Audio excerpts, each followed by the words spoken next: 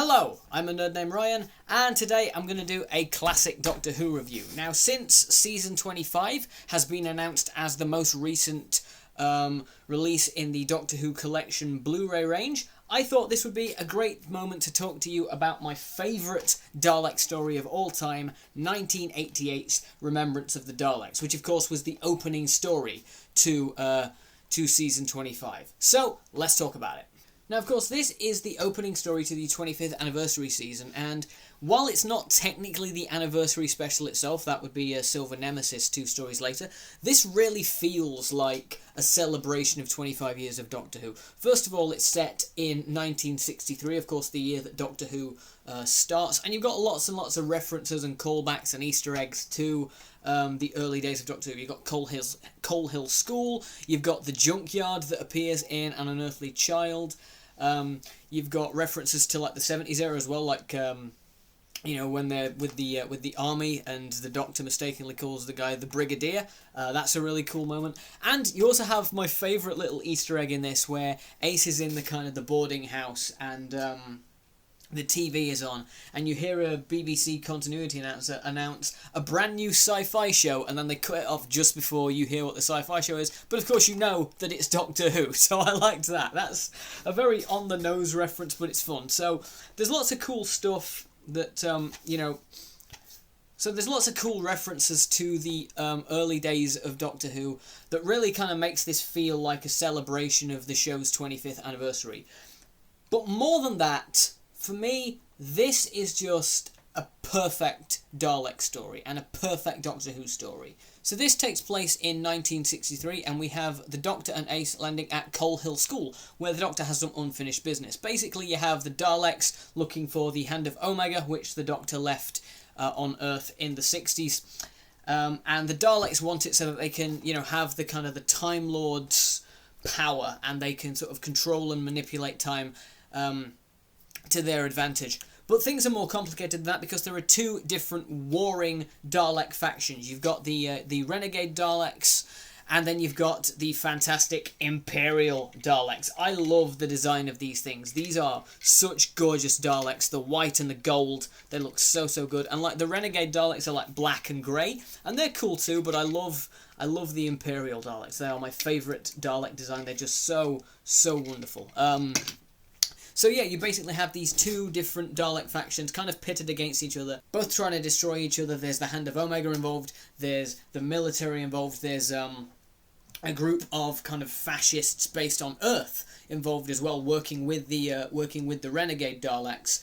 And all the while you have the Doctor and Ace there manipulating events from behind the scenes. They're basically playing the Daleks off each other, effectively like chess pieces, while also trying to keep the military out of the way. Of course, that doesn't end up working, because the military are always getting involved in the Doctor's business, and he never really likes that.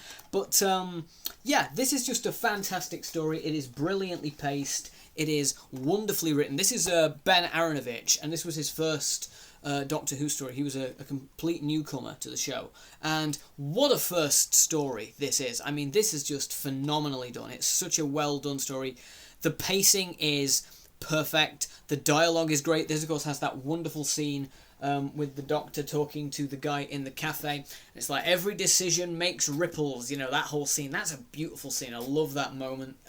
Sylvester McCoy is an excellent Doctor. He is my absolute favourite Doctor. I love him. I love the way he plays the Doctor. He has this kind of whimsical, kind of goofy, almost bumbling kind of exterior, but when you watch him, you can tell that he's a Doctor who he's always got a plan. He's always like 3 steps ahead of everyone else. Even in the few occasions in this story where his plan kind of goes wrong and he's like, I've miscalculated that, or I've not considered that, he very quickly just forms a new plan and it's like, okay, this'll work now. And it's masterful acting from Sylvester McCoy. McCoy is such a good Doctor. He's so good. And in this era, with Andrew Cartmel coming in as the script editor to kind of, show run his era, those two working together, like Andrew Cartmel knows the direction to take that Doctor in terms of the writing, and Sylvester McCoy knows perfectly how to, knows how to kind of embody that perfectly. It's a wonderful combination. And then on top of that, you add,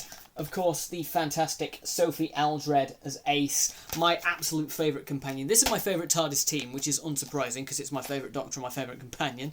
But yeah, the way McCoy and Aldred play off each other, the way Ace and the Doctor kind of work together and play off each other, it's always wonderful, but some of their best moments are in this story here. Of course, Ace is an absolute badass.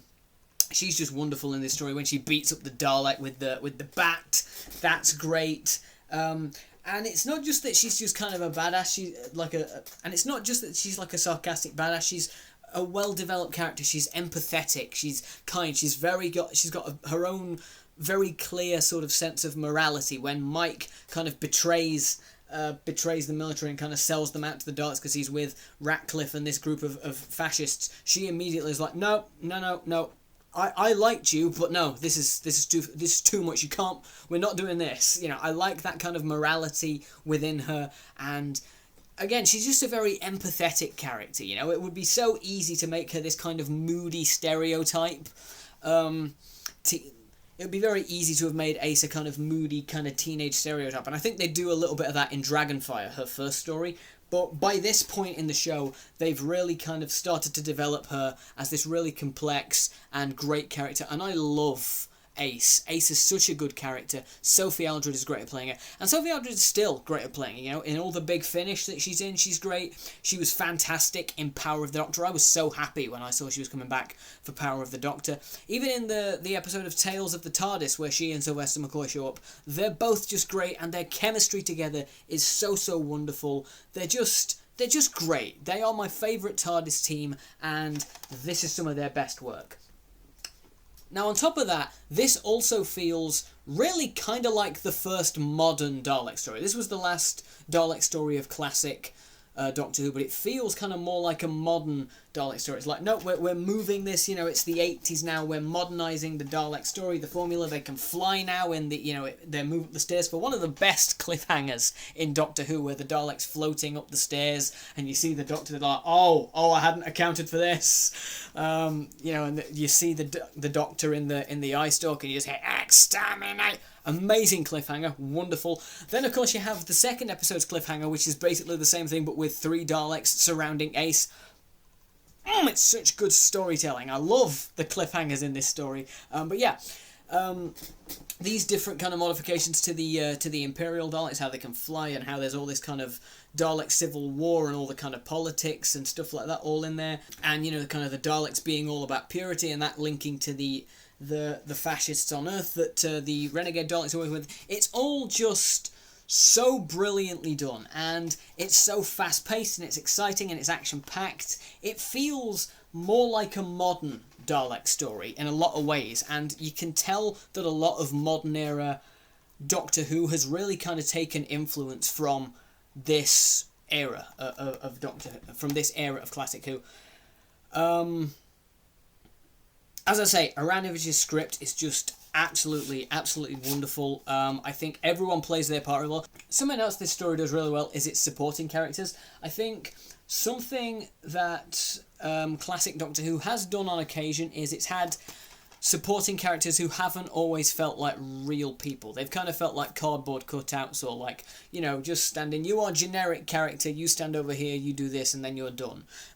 Not so here. Every character in this is well-rounded. Every character feels like an actual person. Even the guy who's talking to the Doctor in the cafe, who's only in one scene, he's only in that one scene with Sylvester McCoy, but he feels like a real character. Like, I want to see more of him, because he's just such a compelling guy, and the chat he's having with the Doctor is just so compelling. I love everyone in this, man. They all work so well. Of course, you got, the army guys and the scientific advisors. They're all having kind of their own little infighting, and not infighting, but, they have their own disagreements and things like that. And, everyone feels well-rounded. Everyone feels like a real person with real feelings and real emotions. And that really makes the story work brilliantly. I love that. Of course, you've got Mike, who's a real kind of standout character who you think is going to be this, nice, charming kind of hero. He looks like a kind of charming action hero. He's working with the military. You think, oh, he's going to be on the Doctor's side, and then nope. Turns out he's working with the Earth fascists who kind of who kind of like the Nazis kind of idealism from the 40s. That's a really interesting side note as well. The fact that we've got kind of this. This sentiment that the kind of the Nazi and fascist kind of ideas from the Second World War are still prevalent in various groups within the 1960s. And the fact that they team Ratcliffe, this kind of... And the fact that you've got Ratcliffe, this character who's kind of, a stand-in for that, and you have him teaming with the Daleks who, are all about purity. They hate the Imperial Daleks because they're mutants and they're different. It's really, really well done. It's very cleverly done. It doesn't feel like it's on the nose. It doesn't feel like it's, beating you over the head. It's very, very well done storytelling. Ben Aronovich, by the way, if you've never seen any of his stuff or read any of his stuff, I would definitely recommend his work. He's a fantastic writer. I'd really recommend his Rivers of London novels. Those are really excellent as well. And of course he would also write Battlefield in the next season, which actually has the Brigadier in it, which is which is cool because, obviously we have the moment where the Doctor mistakenly calls the army guy in this the Brigadier. So I like that they gave Aronovich a story with the Brigadier for the next season. And something else I love about this, I mentioned Ace already, but what's great about Ace is that much like how this feels like the first modern Dalek, the first kind of really modern Dalek story, Ace, I think, feels like the first modern companion. Even though this is the classic era still, and she is the last companion of the classic era, she feels like kind of the prototype for what the kind of the modern companions will become. She's this kind of, young lady from contemporary Earth, and that's something that's continued through the modern series with characters like Rose and Bill and Amy and hell, even Ruby in this most recent series. But she's also very proactive. She's a badass. She feels like such a modern character, like such a step forward for Doctor Who companions. And that's not to throw, shade at other Doctor Who companions from the classic era. There have been some wonderfully interesting and progressive characters throughout classic Who, Sarah Jane, Jo Grant, Tegan was great, Leela was cool. But yeah, when you look at a lot of the kind of the modern companions and kind of the characterization of quite a few modern companions, you can absolutely see the influence that Ace had on them. I mentioned this feels like a very modern Dalek story, and part of that really is through the special effects as well. All the Daleks look really, really good in this. They look awesome. Some of the Daleks in the past have looked a bit wonky. It's a very low budget show, but these Daleks, they look great. They look wonderful, and the show at this point in time wasn't particularly well liked by the BBC, and they didn't really give it much money to work with. Even for Doctor Who standards, it wasn't really given a lot of money.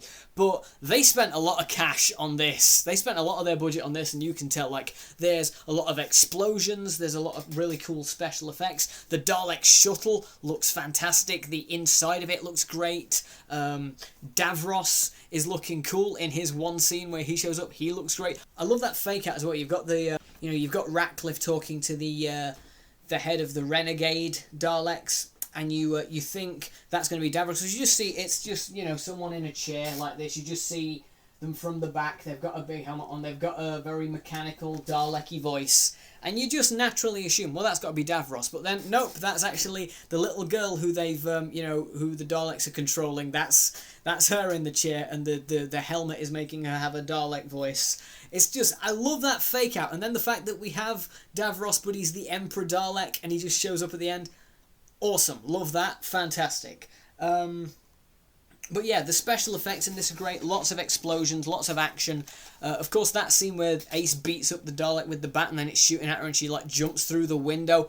Oh, it's so good. It's such a fast-paced, exciting, wonderful story. Everything looks great. Everything is done brilliantly well. For me, this is a perfect Dalek story.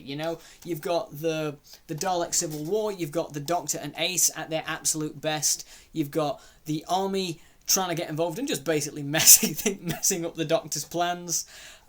You've got really great special effects for the time that I think hold up brilliantly. You've got two of the best cliffhangers in classic Who. There's just so much to love in this story.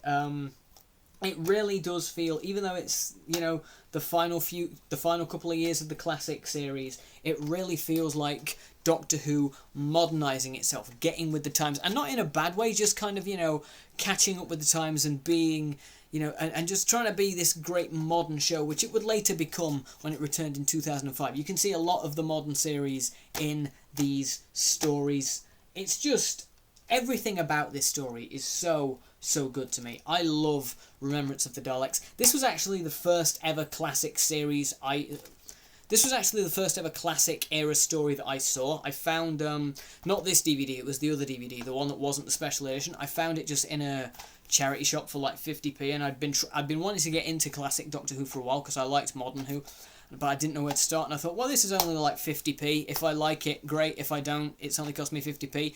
But it just immediately grabbed my attention. It was so good, and, you know, even after all this time, even after me getting into classic Who and experiencing all the different kind of eras of Doctor Who, this remains to me absolute top tier Doctor Who. My favourite Dalek story, one of my favourite Doctor Who stories in general. I think this and kind of Curse of Fenric jump back and forth between which one is my favourite.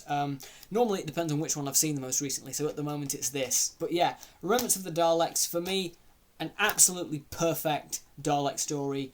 Absolute top tier Doctor Who. I just love every single thing about this. But let me know what you think of Remembrance of the Daleks, and actually let me know what your favourite Dalek story is down in the comments. Whatever your thoughts are, we'll have a chat about it. That's all I've got for you today, so thanks for stopping by, and I'll see you when I see you. Bye.